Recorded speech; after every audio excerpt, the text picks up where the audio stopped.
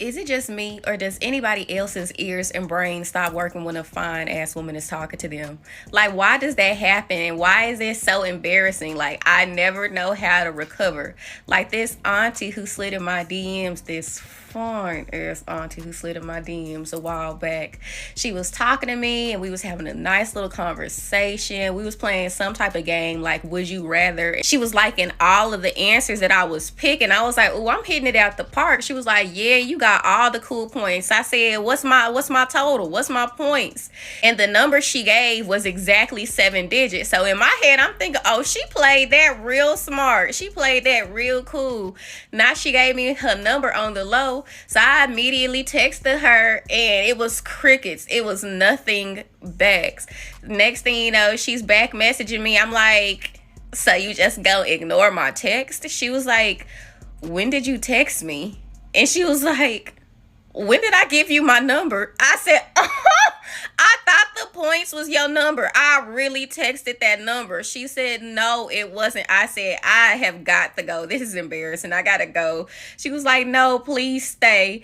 And I just could not understand why my brain betrayed me in such a way, because a fine woman was talking to me. Like, I was so embarrassed. Like, how do y'all be recovering from embarrassment? Because I just don't know how.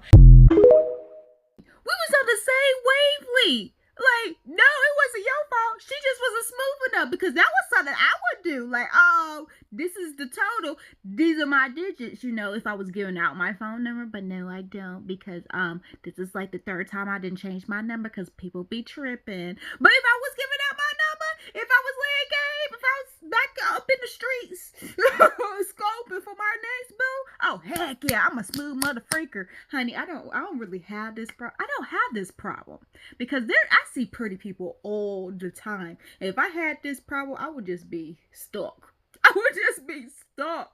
I see fine people all the time, men and women, honey.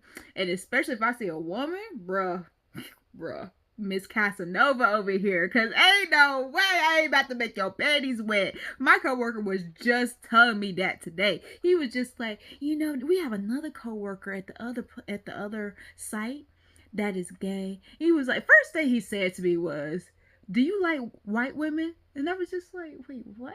Like, I thought it was a setup, because he date white women, so I thought it was a setup, you know what I'm saying? And I was just like, I've never dated one. And he was just like, okay. And it was just silent. And I was just like, and then I go in, because it's just like, it's a black man asking me if I date white women, and he date white women. So I was just, how to toot up my culture. I was just like, woo woo, beep beep, toot toot. You know what I'm saying? Black women are beautiful. I've never found a reason to, because black women just have everything I need and love and admire. Like, I was going in. He was just like, right. And I was just like, well, you get out my face. Not saying that I would never date a white woman or any other race. It's just I've never dated outside my race. No, nothing against her at all. It was just, when you're a black woman, you just know how it is. Like, nobody wants us, it seems like. The world has made it seem that we're not royalty. We're not a win. We're not popping. But somehow we're still popping. You know what I'm saying? I don't understand that. We popping, everything about us is popping. But when it comes to us, you rather steal our things. What makes us cool? Our swag, our talk, our cooking, our fashion, our hair. But don't want to date us? You know what I'm saying? That's why I had to go in on black women. Like, hey, honey, I love y'all. I love me some black women. There's no reason not to date them. No reason not to love them. So anyway, he continues and was like, oh, okay, because there's this white woman at the other site, and like, she said, I asked her, is she gay? Like, does she like girls? And she was like, I mean, and I was just like, ah. The conversation is over. We don't have to say anything else. Like, it's done. And he was just like, he continues like, no, listen, continue. And then he says, well, she was saying that she kind of, still likes dudes, but she majority dates women. I was just like, that's the thing right there. She's not for me. She's bisexual. And there's nothing against bisexual. It's just me personally, as a lesbian, that's kind of like the number one rule. That's kind of like the number one rule. You stay away if you don't want to get your heart broken. You know what I'm saying? There's just a rule out there. Somebody made it. A few people, probably. The community was just like, They probably was sitting around was just like, you had this experience? You had the same experience? Your heart broken like that? From the same type of person? Maybe, just maybe, we need to, make this a rule. Like, just, warn other people. Just warn the others. Maybe, just maybe, you need to just put your heart to the side. You know what I'm saying? Anyway, and he was just like, well, I was going to put her on. I was going to say, I got one that'll make you completely into girls. And I was just like, ooh, stop it. Because I'm not the one to turn you out. That's back in the day. My college days? Oh, okay. But now it's just like, no, I'm not about to turn you out. You are who you are, and it's not because of me. You are who you are. I have nothing to do with it. Do with it. I am not going to influence your life. Like, nope, I'm not going to be that denominator that it messed up some things. Now it ain't dividing right. The math ain't mathing. You got to carry a one. You got a little denominator over there. And no, I'm not going to be that one. So yeah. And then you don't want to know how the rest of that conversation went. Actually, if you're a lesbian, you already know how that conversation went. He continues and was just like, yeah, because I have a friend that she's a lesbian. I just don't believe it. I be trying to change her mind. He's like, straight black guy. He was like, let me show you a picture of her. Why are we doing this? When guys find out I'm gay, it's that disbelief. Like, what? Why? And then there's the other part when it moves on. They realize that I'm cool. Like, we're, it's not like, they realize I'm one of the homies, and they want to show me all they friends that are gay, or get on that level, treat me like one of the homies instead of the female loving woman that I am. So I just be like, it's you have to pick your battles. You gotta pick your battles, because I was just like, sir, if she's a lesbian, there's no way that you're going to change her mind. The fact that she's a lesbian and is entertaining this conversation, enough said. Enough said. I was like, what generation is she? Gen Y or Gen Z? Makes a difference. I'm just playing. It might not make a difference. Yeah, I was just like, okay, Fred. So yeah, I've never had that problem of talking to somebody who's foreign, especially if you're a female. I'm going to spit my game. Like, it's going to be out this word. You're going to be like, this female. Like, y'all already heard the story about how I got my first girl. Literally was hitting on her best friend. Her best friend was like, well, I'm with somebody. Hitting on her best friend in front of her face. And I was just like, oh, cool, bet. Well, you fine too. And ended up taking her back to my room. And the same night, like, honey, I have no problem talking to fine females. Like, that's even better that you fine. Ooh, you fine? Ooh, I got more things to talk about. I can be smooth as butter, honey, and that's why it's my favorite food. If you did not know, now you know. But yeah, friend, the same way you talk to ugly people, maybe not. Maybe I shouldn't say that, because some people are just disrespectful to ugly people. They just be like, the face be all stained, just... Why are you talking to me? The same way you talk to normal face people, or, family members, your friends, is the same way you talk to beautiful people. Because beautiful people have insecurities just like regular face people and ugly people and all that. We're all the same. Literally, we're all the same. Except some pretty people, just somebody done told them they pretty their whole life and they believed them. So yeah, the same way you talk to a normal face person is the same way you talk to a pretty person. Just keep the conversation interesting and keep it a mystery, because that was smooth, friend. We was on it, like, literally. The fact that wasn't smooth like that, and they didn't seize the opportunity to slide their number up in there is wow, friend. Like, they should be ashamed. The next time that you have a real deep or intimate personal conversation with a friend, like something that is either gut-wrenching, something you're going through that's really painful, I want you to pay very, very close attention to the way that you feel when you leave that conversation. Because, listen, I don't like these on my head, first of all. Not right now. No, thank you.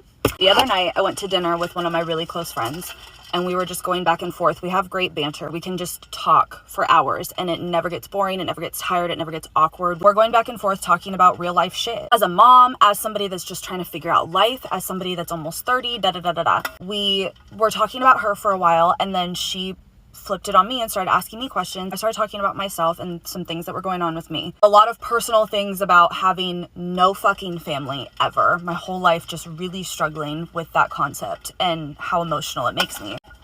This woman, this beautiful friend of mine, looked me in my eyes at the dinner table. Wasn't fucked up, no drinks yet, like just straight up looked at me and said, "You are the most beautiful, strong fucking woman, Cass. You have gotten through everything that life has thrown at you.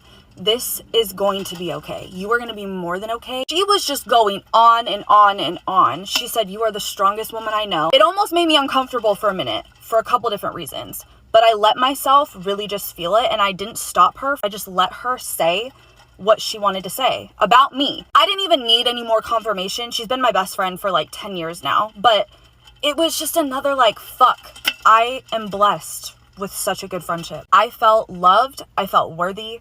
I felt important. I felt like I mattered. I felt like what I say and what I do does matter, and it does make a difference. I poured my heart out to her over a Caesar salad and a fried chicken sandwich, bitch. She got me emotional as fuck. And that, my baby, is how you should feel every time you walk away or go home from a friendship, from a conversation with a friend that was maybe hard, or you're struggling with something. You're being vulnerable. What the fuck ever, bitch. That is how you should feel. That is how friendship works. You don't feel like shit after you're done hanging out with them. That's it. That's all.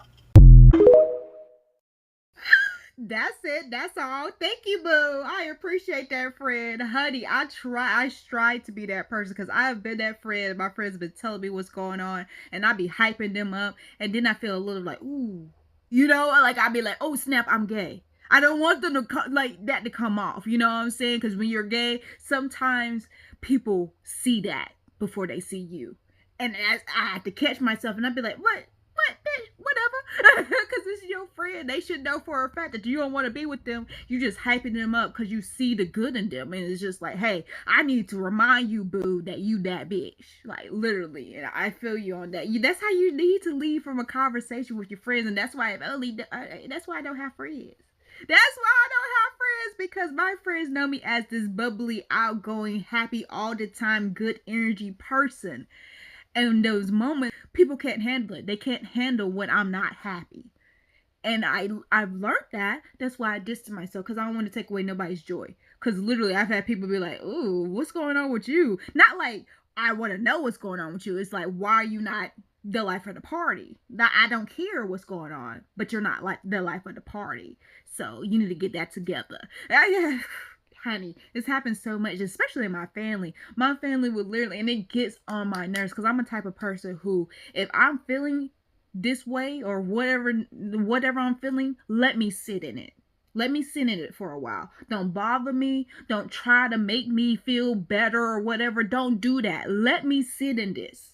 Because it's not like it's me. It's only me who can get me out of this. You know what I'm saying? Like, if I'm angry, okay, my mom can. But when I'm feeling some type of way, like, you hurt my feelings, and now I gotta sit with my feelings. Let me sit with my feelings. Don't try to do extra. And that's a problem with my family. They be like, oh, come on. Like, I be like, I need space. Let me walk away. And they'll come in and be like, well, I hate that you're like this right now. I need you to get back to that bubbly personality. Come on out here. And I have to literally fake the funk to get them out my fucking face. Let me calm down, because it irritates me that I can't be upset. Like, I can't sit in myself. So that's why I just be like, I have to just, deal with it behind the closed doors after everybody's gone. Like at nighttime, that's when I deal with stuff.